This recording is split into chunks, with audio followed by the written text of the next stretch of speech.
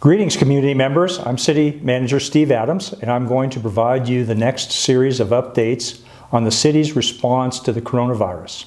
I'll start by providing you an update on the latest count of confirmed cases. There are over 1.8 million cases globally, over 560,000 cases in the United States, 7,300 cases in Colorado, and almost 70 cases in Loveland. While we are under the stay-at-home orders from both the state and Larimer County through April 26, 2020, we are taking a closer eye to our existing policies and practices to help combat the spread of COVID-19. One of the existing regulations I plan to alter in the coming days are those governing the use of recreational vehicles on private property. If you own a recreational vehicle and have it parked on your property, the city currently does not allow the space to be utilized as a dwelling unit. After further conversation with our city council, we recognize there are healthcare workers, first responders, and other essential employees that may want to use recreational vehicles to reduce the spread of COVID-19 to members in their household.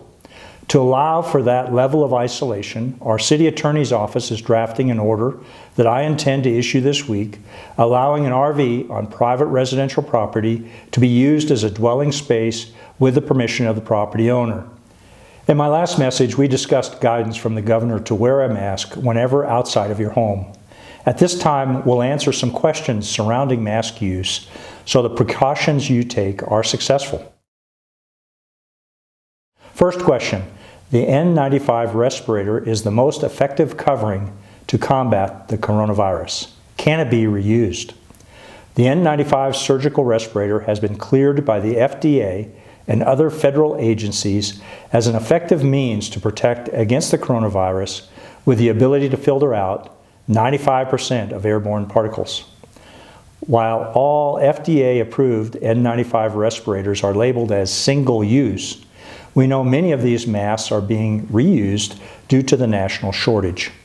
If N95s or any mask are being reused, you can greatly reduce your risk by performing hand hygiene before and after touching the mask. If you have to choose between wearing your N95 respirator over multiple encounters or taking it on and off to reuse, you should wear it over multiple encounters but minimize all touching. By touching the respirator less, the risk of transmission through contact is reduced. When removing your respirator, place it into a plastic bag and discard into the trash. Since the edges of the N95 respirator form a seal around the nose and mouth, it can make it harder to breathe with it on. People with respiratory, cardiac, or other breathing challenges should discuss use with their medical provider beforehand. Additionally, a proper fit cannot be achieved for children or those with facial hair, so N95 respirators should not be used in those instances. 3M is one of the largest manufacturers of the N95 respirators, which they sell for $1 each, but require bulk ordering. Before purchasing a mask, please visit the CDC's website through the link below to view the approved N95 respirators by manufacturer.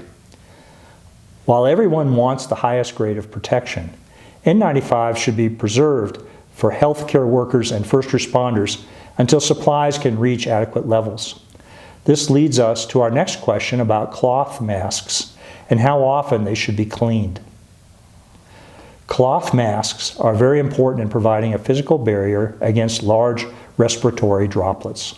While cloth masks do not prevent leakage when the user inhales, they can significantly reduce your risk of transmission if proper protocols are followed. Cloth masks should fit snug against the side of your face, use multiple layers of fabric, and allow for breathing without restriction. These masks should be washed regularly, preferably every few hours to daily, depending on the exposure levels.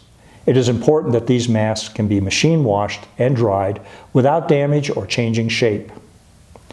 Most importantly, you should be careful to not touch your nose, eyes, or mouth when removing your face covering, and wash your hands immediately upon removal.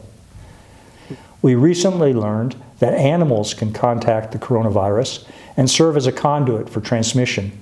So while they do not need to be masked, only household members should handle or touch your pets. Thank you for tuning in today, and please keep sending your questions to our COVID-19 email address so we can continue to provide you with answers. Please stay inside and stay well. Thank you.